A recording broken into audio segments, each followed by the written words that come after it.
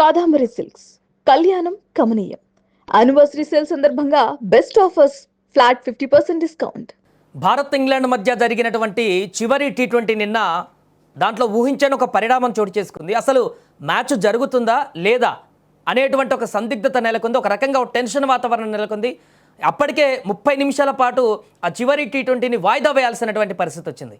అసలు ఏం జరిగింది, ఎందుకు ఇంటర్నేషనల్ స్టాండర్డ్లో జరిగేటువంటి ఈ మ్యాచ్ ఊహించని విధంగా ఒక చిన్న కారణంతో ఎందుకు వాయిదా వేయాల్సి వచ్చింది ఒక 30 నిమిషాల పాటు, అసలు ఏం జరిగింది అనేటువంటి పూర్తి వివరాలకు వెళితే, భారత జట్టు నిన్న ఆ స్టేడియానికి చేరుకుంటున్నటువంటి క్రమంలో లాస్ట్ టీ20 మ్యాచ్ కోసము భారత జట్టు ప్రయాణిస్తున్నటువంటి ఆ బస్సు అక్కడ ట్రాఫిక్లో చిక్కుకోవడంతో ఒక్కసారిగా ఆందోళన మొదలైంది.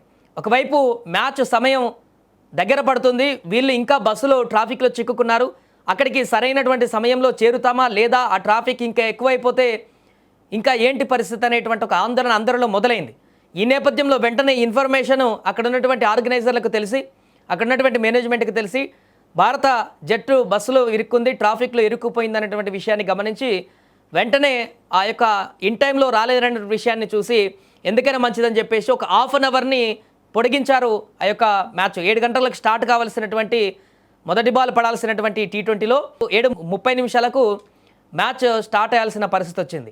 వెంటనే ఈ విషయం తెలుసుకున్న తర్వాత మరి అక్కడ అధికారులను అలర్ట్ చేశారా లేకుంటే పోలీసులకు అలర్ట్ చేశారా తెలియదు, కానీ ట్రాఫిక్లో ఇరుక్కున్నటువంటి తర్వాత మరలా వారిని మైదానానికి త్వరగా తీసుకురావడానికి ప్రయత్నాలు కూడా కొనసాగినట్టుగా తెలుస్తున్నాయి. దీంతో ఒక హాఫ్ అన్ అవర్ ముందుగానే ఎట్టకేలకు 20 మినిట్స్ ముందుగానే జట్టు గ్రౌండ్లోకి చేరుకోవడంతో అందరూ ఊపిరి పీల్చుకున్నారు. అంతకంటే ముందే ఈ యొక్క టైంను పొడిగించారు. వారు వచ్చిన తర్వాత అప్పటికి కూడా వస్తారా రారా, ఇంకా లేట్ అవుతుందా, ఇంకా లేట్ అయితే ఇంకా టైంను పొడిగిస్తారా, ఏం జరుగుతుందనేటువంటి ఒక సందిగ్ధత నెలకొన్నటువంటి పరిస్థితుల్లో ఒక 20-25 మినిట్స్ గ్యాప్లో టీమిండియా బస్సు గ్రౌండ్కి చేరుకోవడంతో అందరూ ఊపిరి పీల్చుకున్నారు. ఇక గ్రౌండ్లోకి వచ్చినటువంటి టీమిండియా జట్టు ప్రాక్టీస్ మొదలుపెట్టి 7:15 నిమిషాలకు టాస్ వేయడం జరిగింది. జనరల్గా 6:30 నిమిషాలకు వేయాల్సిన టాస్ 7:15 నిమిషాలకు టాస్ 7:30కి మొదటి బంతి ఆడాల్సిన పరిస్థితి వచ్చింది.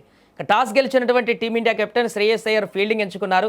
ఆ తర్వాత సౌతాంప్టన్లో రోజ్ బౌల్ మైదానం వేదికగా ఈ మ్యాచ్ జరిగింది. ఇప్పటికే సిరీస్లో పటిష్టమైనటువంటి ఆధిక్యంలో ఉన్నటువంటి ఇంగ్లాండ్ చివరి మ్యాచ్లో కూడా గెలిచి క్లీన్ స్వీప్ చేసేసింది.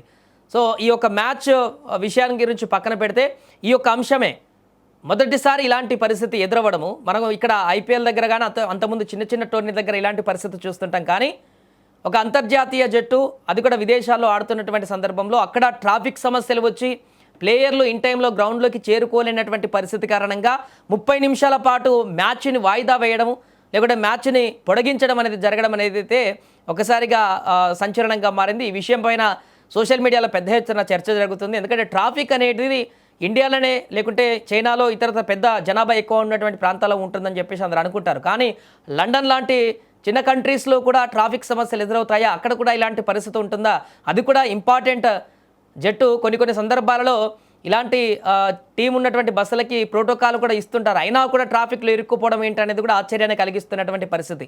ఏదేమైనా నిన్న జరిగినటువంటి ఘటన అయితే క్రికెట్ విశ్లేషకులతో పాటు అభిమానులను కూడా ఒక్కసారిగా షాక్కి గురి చేసింది. ప్రస్తుతం సోషల్ మీడియాలో దీనికి సంబంధించినటువంటి చర్చ అయితే కొనసాగుతుంది.